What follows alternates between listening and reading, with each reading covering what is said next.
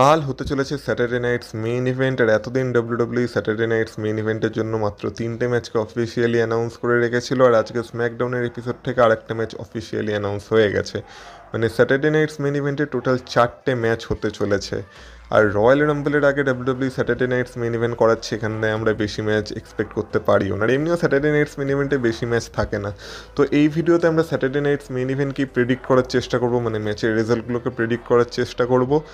আর তার সাথে সাথে আজকে যেহেতু স্ম্যাকডাউন হয়েছে, তাই তোমরা বলতে পারো যে আজকে স্ম্যাকডাউনের রিভিউ ভিডিও এলো না কেন। তো দেখো, আজকে স্ম্যাকডাউনে আমার মনে হয় না সেরকম ইন্টারেস্টিং কিছু হয়েছে বলে, তাই এই স্ম্যাকডাউনের রিভিউ করার দরকার ছিল বলে আমার মনে হয়নি। তো সেই কারণে আমি স্ম্যাকডাউনের রিভিউ ভিডিও করিনি।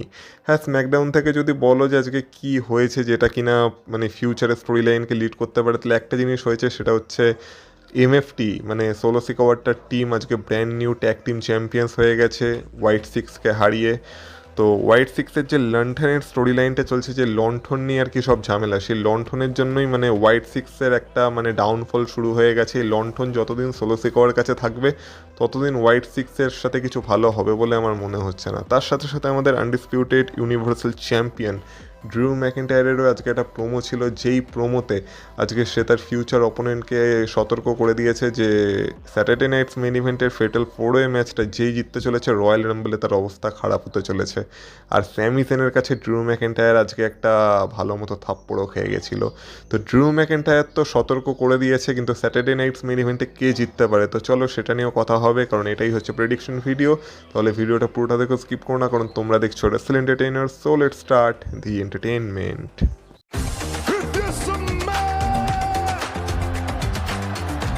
Acknowledge me.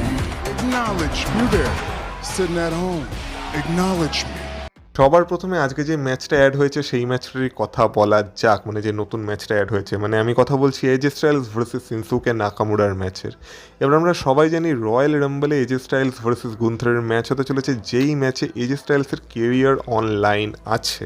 মানে এই ম্যাচে গুন্থারের কাছে হারলে এজে স্টাইলসকে রিটায়ার হয়ে যেতে হবে। আর হয়তো সেটা হতেও পারে, তার কারণ হচ্ছে এজে স্টাইলসকে নিয়ে একটা আপডেট আছে যে ফেব্রুয়ারি মাসের শুরুর দিকে এজে স্টাইলসের কন্ট্রাক্ট ডাব্লিউডাব্লিউর সাথে শেষ হয়ে যেতে চলেছে। তাই এটার সম্ভাবনা প্রবল যে রয়্যাল রাম্বলেই হয়তো আমরা এজে স্টাইলসের ডাব্লিউডাব্লিউ কেরিয়ারের শেষ ম্যাচ দেখতে পেতে পারি, যেখানে গান্থারের এগেনস্টেই তার লাস্ট ম্যাচ বা রিটায়ারমেন্ট ম্যাচ হতে চলেছে এটা। কিন্তু এটা যে 100% হবেই তার কোনো গ্যারেন্টি নেই, কারণ এজে স্টাইলস চাইলে তার কন্ট্রাক্টকে কিছুদিনের জন্য এক্সটেন্ড করে নিতে পারে। মানে ধরে নাও রাসেলমিনিয়া অবধি এক্সটেন্ড করে নিল, তাহলে তার লাস্ট ম্যাচ যেটা হবে সেটা আমরা রাসেলমিনিয়ায় গিয়ে দেখতে পাবো। তাই সম্ভাবনা সব কিছুরই আছে। কিন্তু যেমন আমরা দেখেছিলাম জন সিনার রিটায়ারমেন্ট ট্যুরে, জন সিনার যারা আর কি কেরিয়ারে ইম্পর্টেন্ট অপোনেন্ট ছিল তাদের সাথে জন সিনার একটা রিম্যাচ আমরা দেখেছিলাম, সেটা সিএম পাঙ্ক হোক, র্যান্ডি অর্টন হোক, যাদের সাথেই হোক। তেমন এজে স্টাইলসের কেরিয়ারও সিনসুকে নাকামুরা একজন ইম্পর্টেন্ট অপোনেন্ট ছিল, যার সাথে তার নিউ জাপান প্রো রেসলিংয়েও একটা দুর্দান্ত ম্যাচ হয়েছিল। আর সেই ম্যাচটাকে ডাব্লিউডাব্লিউ রাসেলমেনিয়ায় রিক্রিয়েট করার চেষ্টা করেছিল 2018 সালে, যেটা খুব বাজেভাবে ফেল হয়ে গেছিল।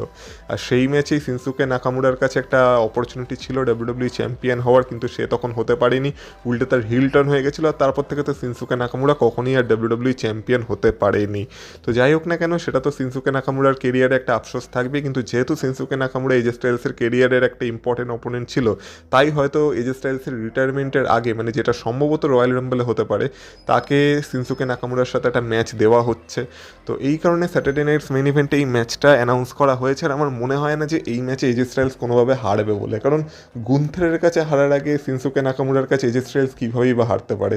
তো এই ম্যাচের প্রেডিকশন খুবই সিম্পল হতে চলেছে। হয়তো এজে স্টাইলস আর সিনসুকে নাকামুরা তাদের 2018 যে একটা বাজে ম্যাচের মেমোরি আছে ডাব্লিউডাব্লিউতে, সেইটাকে হয়তো রিকভার করার চেষ্টা করবে।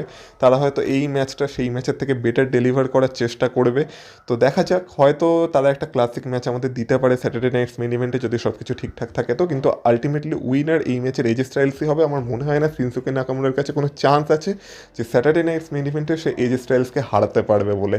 গুন্থার মাঝখানে ইন্টারফেয়ার করতেই পারে, কিন্তু যাই হোক না কেন আমার মনে হয় আলটিমেটলি এজে স্টাইলসই এই ম্যাচ থেকে উইনার হিসেবে বেরাবে, যেখানে সে সিনসুকে নাকামুরাকে হারিয়ে এই ম্যাচটা জিতে যাবে। আর তারপর তাদের মধ্যে একটা রেসপেক্টেড মোমেন্ট আমরা দেখতে পেতে পারি, যেখানে ম্যাচের শেষে তারা হ্যান্ডশেক করতে পারে বা তারা একে অপরকে হাগ করতে পারে। এরকম কোনো মোমেন্ট আমরা এই ম্যাচের শেষে দেখতে পেতে পারি। তো আমার উইনার প্রেডিকশন এই ম্যাচে থাকবে দ্য ফিনোমিনাল ওয়ান, এজে স্টাইলস।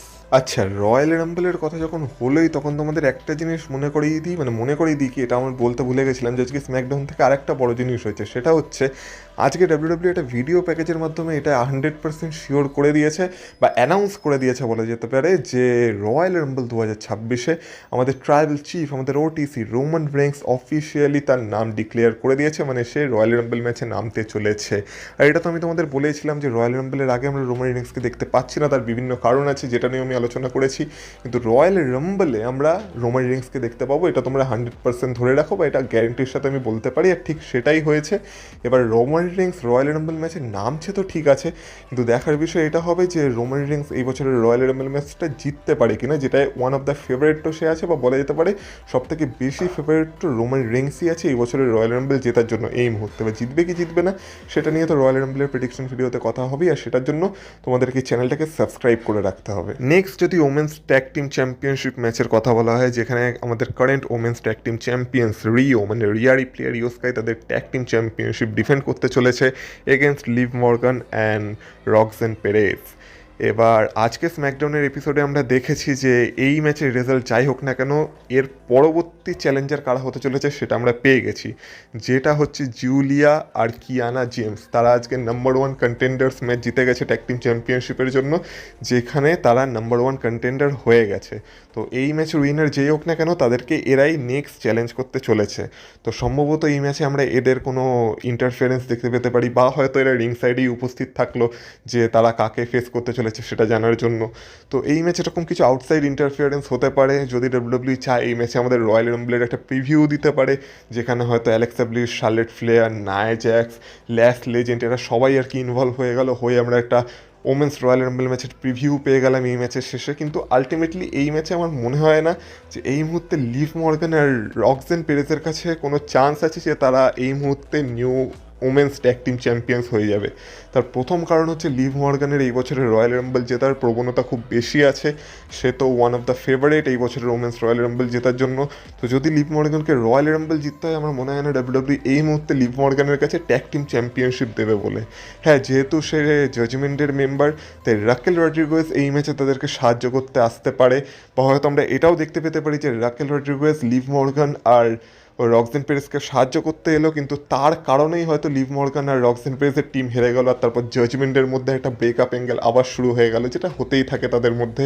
তো এরকম কিছু আমরা দেখতে পেতে পারি, কিন্তু আলটিমেটলি আমার মনে হচ্ছে এই ম্যাচে রিও মানে রিয়া রিপ্লি আর ইও স্কাই তাদের tag team championship successfully written করতে চলেছে রক্সেন পেরেজ আর লিভ মর্গানকে হারিয়ে। তো এই ম্যাচে আমার প্রেডিকশন থাকবে রিওর সাথে। এবার কথা বলা যাক কোডি রোডস ভার্সেস জেকব ফাটুর ম্যাচের।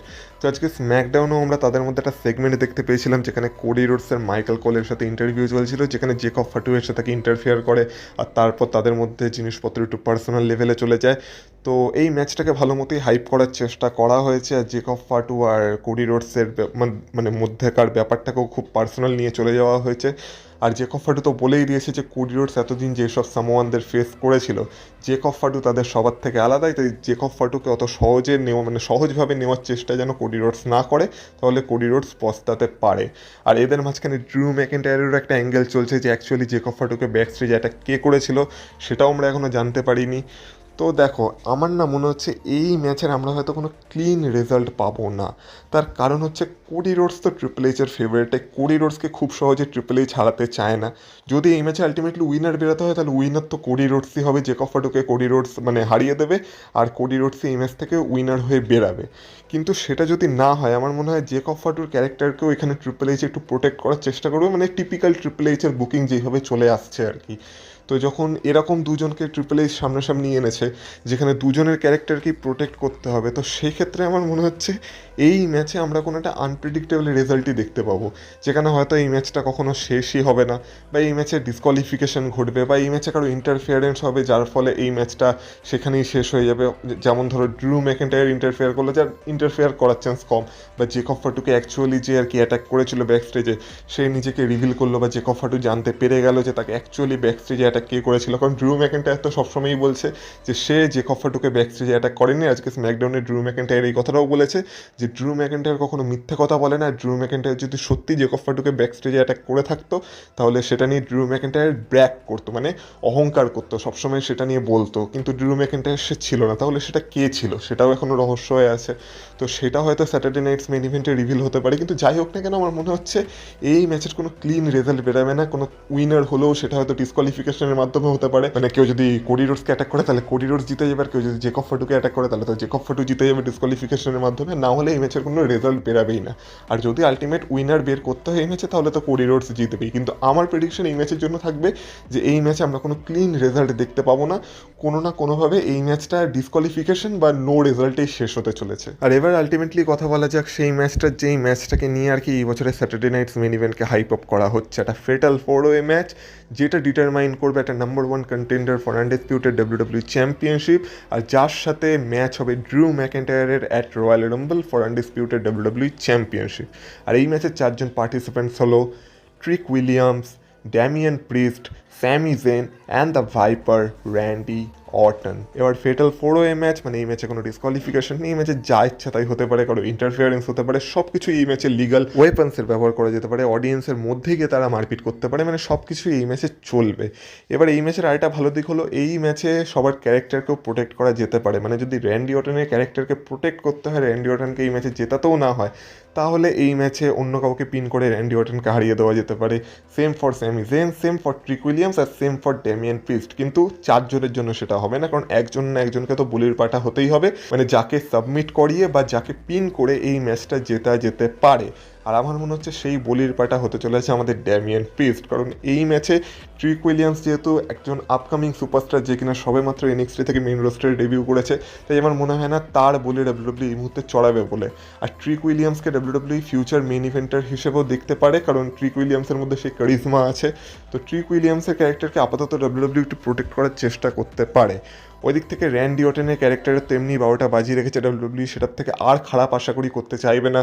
আর র্যান্ডি অর্টনের তার এটাও পসিবিলিটি আছে যে সে হয়তো সেই মিস্ট্রি অ্যাটাকারও হতে পারে, যেখানে জেকব ফাটুকে ব্যাক স্টেজে অ্যাটাক করেছিল, তো সেখানেও র্যান্ডি অর্টনের একটা অ্যাঙ্গেল থাকতে পারে। তো সেই একটা ব্যাপার ঘটতে পারে। হ্যাঁ, এই ম্যাচে হয়তো এটা হতে পারে যে জেকব ফাটু জেনে গেল যে হ্যাঁ সেই অ্যাটাকারটা অ্যাকচুয়ালি র্যান্ডি অর্টনের, এই ম্যাচে এসে জেকব ফাটু র্যান্ডি অর্টনকে অ্যাটাক করে দিল, যার ফলে র্যান্ডি অর্টন হারতে পারে। এই একটা ব্যাপার এই ম্যাচে ঘটতে পারে। তাছাড়া যেমন বললাম যে স্যামি জেনের তো হোম টাউন মন্ট্রিয়াল কানাডা থেকে মানে স্যাটারডে নাইটস মেইন ইভেন্ট হচ্ছে, তো হোম টাউন বয় আর যাই হোক অন্তত হারবে তো না তার হোম টাউনের সামনে। সে আগেরবার রোমান রিংসের কাছে ইউনিভার্সাল চ্যাম্পিয়নশিপ ম্যাচে হেরেছিল, সেটা অন্য ব্যাপার। কিন্তু আপাতত এই ম্যাচে আমার মনে হয় না যে স্যামি জেন অন্তত তার হোম টাউনে হারতে চলেছে বলে। উল্টে আমার তো মনে হয় এই ম্যাচের উইনার হবে স্যামি জেন। আর আমি তো আগেও বলেছিলাম যে এই ফেটাল 4-ওয়ে ম্যাচটাই আমরা সম্ভবত স্যাটারডে নাইটস মেইন ইভেন্টে দেখতে পেতে পারি, যেটা সত্যি হয়েছে আমার প্রেডিকশন।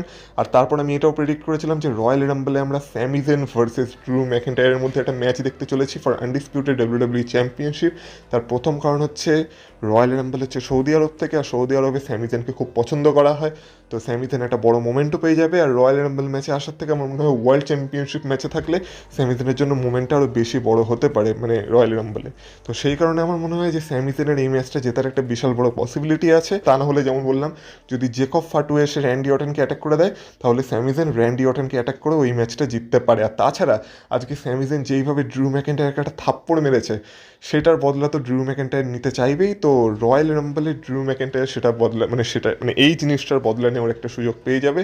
আর সে হয়তো সাকসেসফুলি স্যামি জেনের এগেনস্টে তার টাইটেল ডিফেন্ডও করে নিল, সেটাও হতে পারে। কিন্তু সেটা রয়্যাল রাম্বলের ব্যাপার, রয়্যাল রাম্বলে দেখা যাবে। আপাতত এই ম্যাচে যদি উইনার প্রেডিক্ট করতে হয়, আমার প্রেডিকশন থাকবে স্যামি জেনের সাথে। আর আমার মনে হয় স্যামি জেনই এই ফেটাল 4-ওয়ে ম্যাচটা কালকে জিতে নাম্বার 1 কন্টেন্ডার হতে চলেছে ফর আনডিসপিউটেড ডাব্লিউডাব্লিউ চ্যাম্পিয়নশিপ। আর সেই ফেস করতে চলেছে ড্রু ম্যাকেন্টায়ারকে at Royal Rumble in Saudi Arabia. তাহলে এই ছিল কালকে স্যাটারডে নাইটস মেইন ইভেন্টের জন্য আমার 4টে ম্যাচের রেজাল্ট প্রেডিকশন।